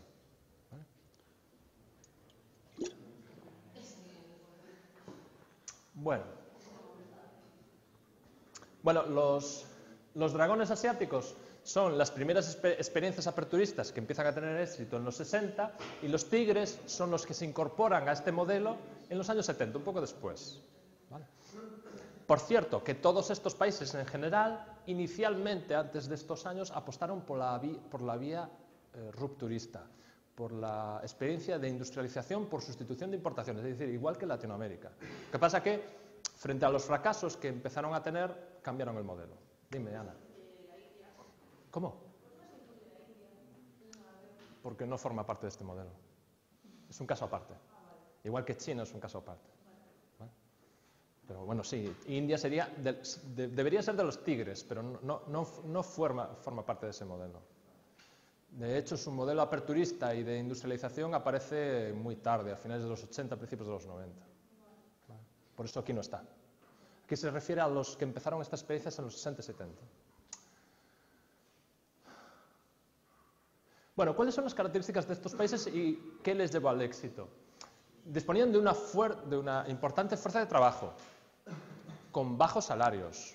Además, estamos hablando en general de países, en las que no había completa libertad y había cierto ejercicio de autoritarismo. Y una de las formas de ejercer ese cierto ejercicio de autoritarismo era limitando, por ejemplo, la actividad de los sindicatos. Y eso permitía ofrecerles a las empresas, nacionales o extranjeras, un mercado laboral tranquilo, controlado y con salarios bajos, lo cual es un atractivo interesante. ¿Vale? Buenas infraestructuras de transporte, es decir, disponían de las infraestructuras adecuadas para producir manufacturas y exportarlas al mundo, o incluso para participar de todos esos procesos que se estaban produciendo de deslocalización industrial o externalización de actividades, ¿no? Todo esto que estamos viviendo ahora de empresas textiles, de automóviles, etcétera, que están troceando sus procesos productivos y deslocalizando partes de esos procesos productivos, tratando de ganar ventajas comparativas, fundamentalmente salariales. Uno de los requerimientos que necesitas es tener buenas infraestructuras, si no la cosa no funciona. Y estos países sí disponían de buenas infraestructuras. Son países en los que hubo una fuerte intervención por parte del sector público, pero era distinta de otros modelos. Es decir, aquí la intervención del sector público no se ceñía fundamentalmente a intervenir precios, limitar la competencia, sino que era de otra manera, más sutil. Fundamentalmente generando las estructuras o los entornos adecuados para favorecer la inversión y el desarrollo económico, para favorecer la iniciativa empresarial. ¿Vale? Regulando, por ejemplo, controlaba los mercados financieros para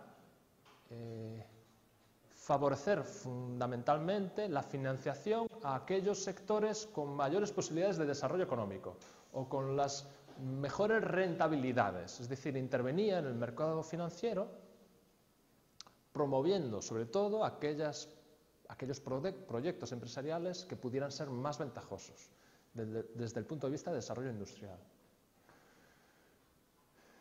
Favoreciendo la llegada de capitales extranjeros. Claro, si es una economía en vías de desarrollo, la mejor apuesta es intentar desarrollarte trayendo a los extranjeros aquí, porque ellos ya conocen los mercados, conocen los canales de distribución, tienen la tecnología, tienen el dinero.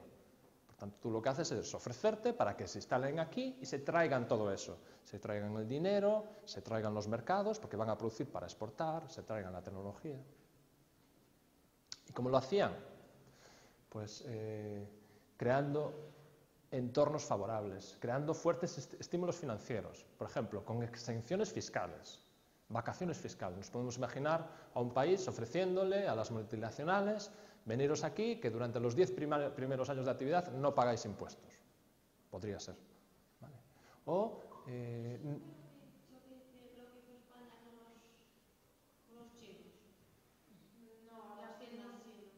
eso es un mito. Eso es un mito, sí. Que los chinos no pagan impuestos en España.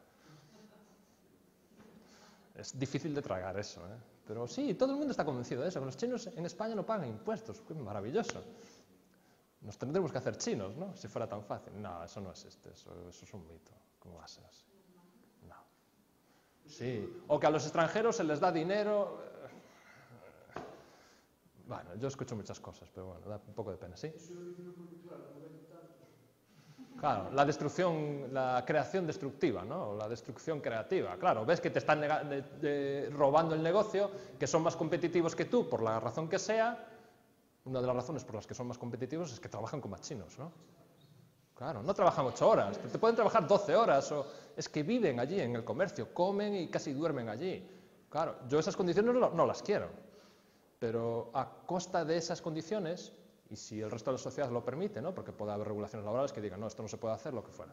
No digo que haya que hacerlo, pero trabajando de esa manera es que a la fuerza van a ser más competitivos que tú, si tú trabajas de otra manera.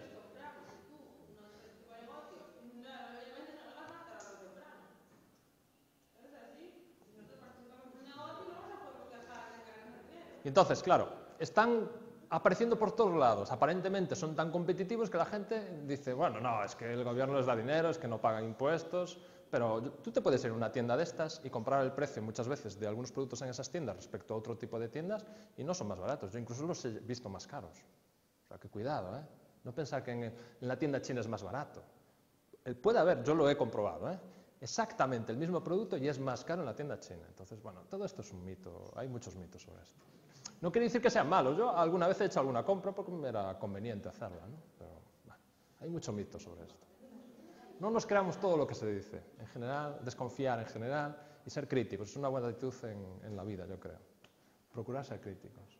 Entonces, hubo fuertes incentivos para fundamentar o financiar su desarrollo económico industrial precisamente vía capitales extranjeros, multinacionales extranjeras, con exenciones fiscales, arancelarias, es decir, imaginémonos, toda la importación de productos semi-manufacturados que necesites o de bienes de capital que necesites para desarrollar tu actividad industrial aquí va a ser sin aranceles, no te voy a cobrar impuestos por la importación. O simplemente, o podrás repatriar tus beneficios sin que yo te vaya a cobrar impuestos. O voy a crear una zona franca, donde todo lo que desarrolles en ese espacio geográfico que yo te voy a dar limitado va a estar libre de impuestos. Una zona franca es eso. ¿Dónde tenemos zonas francas en España? En Vigo. En Francia hay otra, en Francia. En Barcelona hay otra y hay otra en Algeciras, es en la zona de Almería, Andalucía, no estoy seguro. Pero es una base militar, no es una zona franca. No lo sé, no estoy seguro. Claro, es que como es una zona militar y es una base militar, eso igual funciona por otras reglas, no sé cómo funciona. Pero en España hay otra, no sé si es Cartagena, no sé, pero hay otra zona franca. Vale, pero en Vigo hay una. Es una, supongo que no es la única, pero es una de las razones de por qué Citroën está allí, por la zona franca. Que se crea en ese momento la zona franca. Es una zona libre de impuestos. Lo que tú produzcas, si tú produces allí algo y lo exportas directamente, es decir, no pasa por algún canal fuera de la zona franca, entonces no paga impuestos. En lo que se refiere a aranceles, IVA o ese tipo de cosas. ¿Cómo? No necesariamente es una condición estar pegado al mar, podría estar en Orense perfectamente. Pero lo que te pedirán es, si tú quieres beneficiarte de la zona franca, tus productos, los que produzas, lo que tienes que hacer es, imagínate, lo produces aquí, pero lo que produces lo exportas. Es decir, no lo distribuyes por un distribuidor y ese distribuidor al final acabará en una exportación. No, eso ya no es zona franca.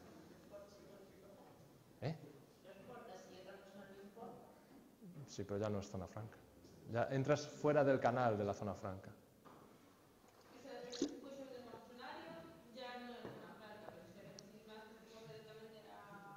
A Francia. Los coches de Vigo, la mayoría van directamente a Nantes y desde allí empiezan a distribuir para todo el mundo. También hay tráfico para Brasil y otros países, pero imagínate, produces en Vigo, lo cargas en un barco y eso se va a Nantes, es decir, no hubo nada de interferencia por otro tipo de canales, eso es pura producción en zona franca y exportación directa. Entonces eso entra dentro de las reglas de zona franca. ¿Vale? Por tanto, pero lo distribuyen los franceses en Nantes, aquí. Ahora, eso sí, los coches que produces aquí o lo vendes a concesionarios aquí, en Vigo, en Orense o a quien sea, eso sí, es como si fuera una fábrica en Orense.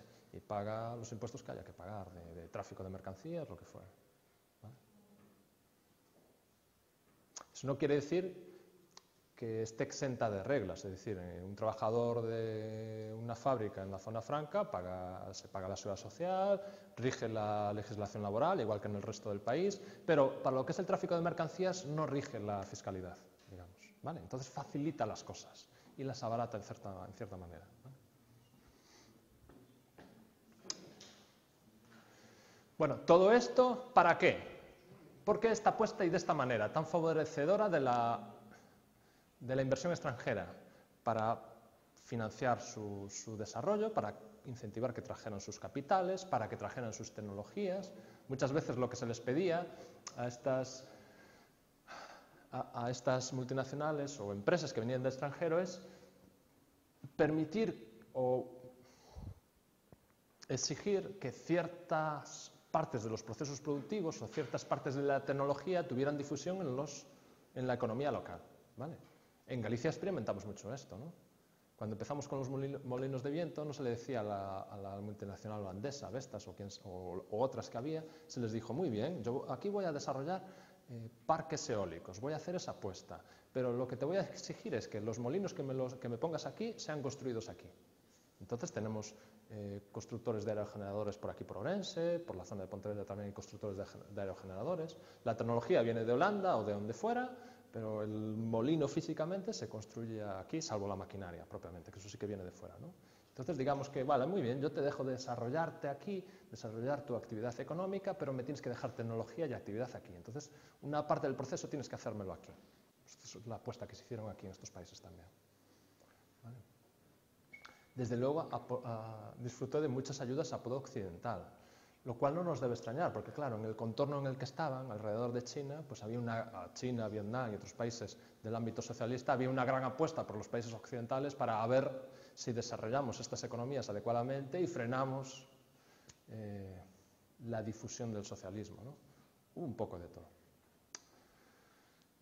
¿Cuáles son los resultados? Pues los resultados los conocemos, fuertes e intensos procesos de crecimiento, con una orientación muy exportadora y que van dando pasos, porque inicialmente, si bien apuestan por manufacturas con bajo componente tecnológico, con bajo valor añadido, estos países inician su desarrollo industrial y de desarrollo económico pues con la manufactura de lo típico, industrias maduras, textil, calzado, nos podemos imaginar eso. Y poco a poco se van incorporando otras industrias con más valor añadido, con más desarrollo tecnológico, de tal manera que hoy en día muchos de nuestros electrodomésticos se producen aquí. En España, en Europa, pocos electrodomésticos se producen casi todos ahí. Las tecnologías de la telecomunicación se producen ahí fundamentalmente. O sea, todos nuestros ordenadores, móviles, pantallas, todo eso se produce en esos países. De hecho, algunos de estos países yo hoy en día ya no los clasificaría como países en vías de desarrollo. ¿Cuál sería el buen ejemplo aquí? Corea del Sur tiene hoy en día prácticamente la misma renta per cápita que España y creo que es superior a la portuguesa. Esto no es un país en vías de desarrollo, es un país desarrollado, con un nivel tecnológico que vamos, y que grandes marcas tienen en ese país. Muchos de los automóviles que conducimos se producen en Corea del Sur. Buena parte de nuestros ordenadores se producen allí. Marcas tan emblemáticas, Samsung es coreano, Hyundai es coreano, Kia es coreano, yo qué sé. Tantas cosas consumimos, algunas de alta tecnología y de alto valor añadido, que son coreanas, de Corea del Sur. Es una cosa fantástica lo que pasó con este país. Y el punto de partida era un punto de partida como un país como Indonesia, o como un país como Vietnam. O sea, era un país pobre, realmente pobre. Fijaros a dónde llegó. Y sigue. O sea, los españoles vamos a ver cómo vamos a estar mirando para atrás durante casi nada más, unos años más, y de repente vamos a tener que mirar hacia adelante para mirar a Corea diciendo, ostras, ¿dónde van ya? ¿No? Haciendo un poco de broma. Pues estos países. Vale. Bueno, Samsung llegó al nivel de que está compitiendo con Apple y tiene sus líos de tú me copias, yo te copio, te denuncio y andan con esos líos. Bueno. En fin. ¿Alguna pregunta sobre esto? Vale. Bueno, y ya por último, para concluir, pues los otros dos grandes ejemplos, que se ponen aparte. Se ponen aparte habitualmente porque, claro, son casos tan especiales y son sobre todo muy especiales por la propia magnitud del país. Es que son países con carácter de continente. En el caso de China estamos hablando de más de 1.200.000 habitantes, en el caso de India estamos cerca, yo creo que son 900 millones de habitantes. No sé si esta lo pongo por ahí. No, son 900, 800 y algo, son cerca de 1.000 millones de habitantes. Entonces, claro, son países con una magnitud enorme y además que su desarrollo económico de los últimos años, fundamentalmente la última década, está impactando muchísimo en los mercados internacionales. Ya os lo conté y lo estamos sufriendo, lo estamos a ver, ¿no?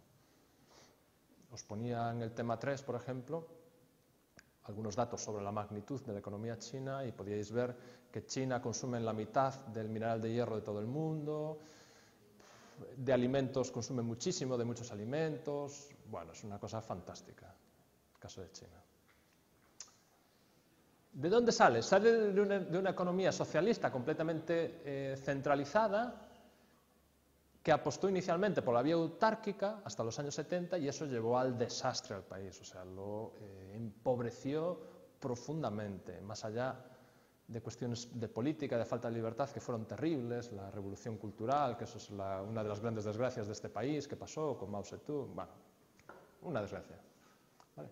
A partir de los años 70 se producen los juegos de poder necesarios para que al final triunfe, no sé si lo indico por ahí, no lo indico, para que al final triunfe la postura de Deng Xiaoping, para que a finales de los años 70 se apueste por la vía aperturista y el desarrollo industrial basado en la producción de manufacturas, no bienes primarios, la producción de manufacturas para proveer a los mercados internacionales, a los países desarrollados. Esta fue la gran apuesta y poco a poco se fueron implementando los procesos para que esto pudiera ser llevado adelante. ¿Cómo lo hicieron primero? Primero reformaron la agricultura, porque reformando la agricultura e incrementando la productividad podían liberar mano de obra que después emplearían en la manufactura, en la industria manufacturera. Entonces, cambiaron completamente las reglas de juego de la agricultura, aún manteniendo la propiedad de la tierra, por lo menos inicialmente, la propiedad de la tierra en manos del Estado, sí que dieron, por así decirlo, contratos a largo plazo a los agricultores para que explotaran como ellos mejor vieran conveniente explotar esa propiedad. Se les dio independencia de decisión a los agricultores para que se generase un mercado de bienes agrarios, es decir, introducir las reglas del mercado en el sector agrario, conservando, eso sí, la propiedad en manos del Estado. Y lo que se produjo es un gran salto en la productividad de este sector, abaratando muchísimo los precios de los productos alimentarios, incrementando la calidad y en la medida que incrementas mucho la productividad, liberas manos de obra que puedes emplear en otros sectores. Hecho esto, empezaron apostando por el desarrollo de la industria pesada y poco a poco fueron progresando hacia otras industrias manufactureras más elaboradas. Industria textil, calzado. Hay mucho textil que consumimos que viene de China, hay calzado que lo podemos comprar que es de China y poco a poco siguen los procesos que han dado tanto los dragones como los tigres asiáticos y cada vez se están implementando más en la manufactura de productos con mayor componente tecnológico y hoy en día ya producen muchos productos de cierta tecnología. ¿Vale? Apple se produce en China, ya hay teléfonos incluso de marcas propias chinas, los Huawei son chinos. O sea, ya no es solo que produzcan el aparato para determinada compañía multinacional, ya se independizan tecnológicamente y ya crean sus diseños, sus productos con su propia marca. ¿Vale? Por cierto, no sé si estáis atentos a las noticias, pero suceden cosas muy interesantes. La semana pasada apareció una noticia que hablaba de programas gubernamentales en China para hacer espionaje industrial y tecnológico en el mundo. Era fantástico la noticia, una cosa. Hablaba de que China disponía en el ejército de una unidad especializada de gente muy bien formada en el ejército, que lo que hacían era espionaje industrial de alta tecnología. Entonces se dedicaban a hackear industrias punteras de alta tecnología para copiar y para apropiarse de sus desarrollos tecnológicos. Una noticia, no sé si la visteis, pero si no la visteis, bucear un poco. Esto es del jueves-viernes de la semana pasada. Sí, sí, está el FBI y además hubo una consultora independiente que hizo un análisis de a ver de dónde procedían los ataques de hackers en grandes empresas multinacionales del mundo y al final llegaron a la conclusión de que todo apuntaba a un edificio, a unas oficinas en China que le llamaban la Torre Blanca y que hay en esa Torre Blanca en no sé qué ciudad en China, pues una unidad de inteligencia tecnológica del ejército chino. Así que, como decía aquel, si canta o habla como un pato, anda como un pato y nada como un pato, ¿qué es? Pues será un pato. Pues aquí está claro. El ejército chino tiene una unidad de alta tecnología dedicada a hacer espionaje industrial. Fantástico. Bueno, hace mucho más de también, ¿eh? O sea, hay de todo. O sea, no debemos decir, ¿no?, que los chinos son, todo lo que hacen es copia. No, no, tienen desarrollos tecnológicos propios, ¿eh? Hoy en día, yo creo que el segundo país del mundo con más licencias de patentes, por tanto son ideas originales, es en China. Hay mucho y más de en China hoy en día, ¿eh? O sea, hay de todo. ¿Qué? Todo no, como acabas de ver. Si tienen licencias de patentes es que no lo copian todo. Hay muchas cosas que no las copian. Pero bueno, este es el proceso que siguió Japón, ¿eh? Japón inicialmente, ¿qué le acusaban a Japón desde Estados Unidos en los años 70? Es que lo copian todo, los japoneses lo copiaban todo. No tienen ideas propias, todo lo copiaron. Y al final, ¿dónde acabaron los japoneses, ¿no?, en los años 80 y 90? Que eran el ejemplo de I+D, de desarrollo tecnológico. Pues los japoneses en los años 70 y 60 se les acusó de copias. En la producción de motocicletas, en la producción de coches, ¿sí? ¿Lo qué, perdón? ¿Quién? Sí, sí. Y Samsung denunció a Apple por copiar otras cosas. Sí, están así peleadas. Probablemente las dos tienen razón, probablemente. ¿Qué?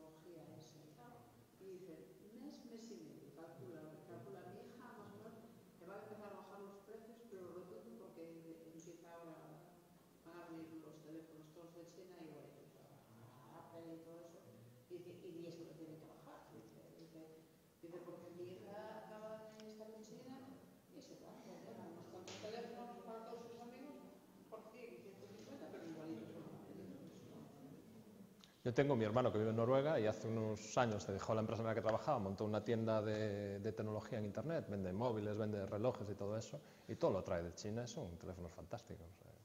Es así, es así.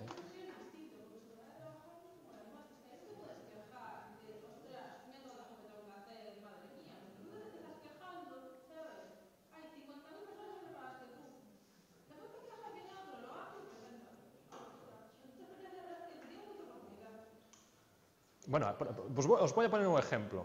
Yo tengo unos amigos que son, iba a decir una palabrota, no la digo porque está siendo grabado esto. Y yo quería comprarme una tableta hace un año, sobre todo para emplearlo en las aulas. Ya sabéis para qué lo estoy empleando, para tomar nota de evaluación continua y ver lo que participa uno y lo que no participa y esas cosas. Estoy tomando notas mientras estoy en las aulas. Y a mí Apple no me gusta por los problemas de conectividad que tiene. Es terrible Apple. Nunca me gustó, me pareció terrible, pero estos amigos me decían, no, cómprate esto que es lo mejor, la pantalla esta de retina es fantástico, esto es lo que tienes que comprar, no compres otra cosa, esto. Bueno, pues nada, pues ellos que ya lo tienen me dicen que esto es lo mejor, pues lo compro. Lo tuve 6 meses metido en un cajón, qué cosa más horrible. Conectividad nula. La única conectividad que tienes es vía wifi. Como estés en un sitio donde no tienes wifi, adiós. No te vale para nada. No puedes guardar archivos, porque como me dijo una persona muy amable en la tienda de Apple, me dijo, no, es que esto en realidad no es un ordenador. Y entonces, claro, la idea es, bueno, entonces, ¿para qué vale esto? Para mirar el correo electrónico, mirar internet y mirar películas vía streaming o así, yo para eso no lo quiero.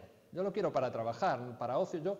Mira, me paso el día cargado, trabajando en un ordenador, haciendo investigación y otras cosas. Y lo que menos quiero cuando llego a casa es ponerme diante de un aparato de estos. Yo cuando llego a casa no quiero ordenadores ni nada alrededor mío, no lo quiero. Ya bastante tengo que estar 8 horas con el ordenador. Y entonces, claro, yo lo quiero para trabajar, no para el ocio. Y durante meses lo tuve en un cajón, como rechazo. Bueno, no lo soportaba. Cada vez que me conectaba eran problemas. Esto no se puede hacer, esto tampoco. Digo, ¿esto para qué va? Al final me descargué ¿cómo se llaman estas aplicaciones? Bueno, una aplicación de la tienda de Apple que permite simular como que puedes tener archivos, carpetas en tu tableta y entonces sí que puedes grabar en la tableta como si tuvieras un gestor de archivos y metes ahí tus documentos, tus PDFs, tus Word o lo que sea, fotos. Y yo dije, bueno, esto es una locura. Estoy a ver si convenzo a un compañero de trabajo, porque como lo pago con un proyecto, por tanto la propiedad no es mía, sino que es de la universidad, a ver si consigo que un compañero se compre la tableta que yo quiero de verdad y hacemos un intercambio. Como es propiedad de la universidad, no hay ningún problema y yo me deshago de esa patata que no vale para nada. Bueno, pues hay una marca que es española, producción española, diseño español, pero producción seguro que es china, ¿vale? Pero el diseño, la idea, la tecnología es española. Que es todo lo contrario, le puedes meter un USB, le puedes meter un HDMI, funciona como un ordenador, tiene carpetas, no tienes que bajar una aplicación. Es que es otro mundo, yo lo de Apple no lo entiendo, sinceramente. La gente está un poco pirada, no lo entiendo. Debe ser moda, fidelidad, no sé a lo que, yo qué sé, pero no lo entiendo. Quiere decir que hay oportunidades, lo que os acabo de decir es que hay oportunidades. Hay una empresa española que está empezando a tener éxito vendiendo esa tableta que es maravillosa y vale 200 euros. Y la Apple me costó 500 y pico. Y es inútil. A mí no me vale para nada. Lo estoy empleando ahora en clases y poco más. Y para eso me gasto 500 euros para eso. Es tirar el dinero. Pero bueno, oye, cada uno... Habrá gente que lo disfrute. Yo no lo disfruto. Yo no miro películas ahí ni nada de eso. Entonces, hay oportunidades, hay que saber aprovecharlas. ¿Qué? La tableta se llama BenQ, y si vais a un foro de internet que habla de tecnologías, os hablan de maravillas de ella. Hay una versión que es BenQ Edison, que tiene conectividad, 3G, le metes USB, le metes un USB y te lo reconocen, le metes un pincho, un stick de esos, pero que es de telefonía móvil y te lo reconoce perfectamente y tienes internet móvil en la tableta. Funciona perfecta, 200 euros. Ah, y tableta de 10 pulgadas, ¿eh? Es como la Apple, pero mejor. Y a menos de la mitad de precio, o sea que... Todos son ventajas. Y además es tecnología española, una empresa española. Yo no tengo acciones, ¿eh?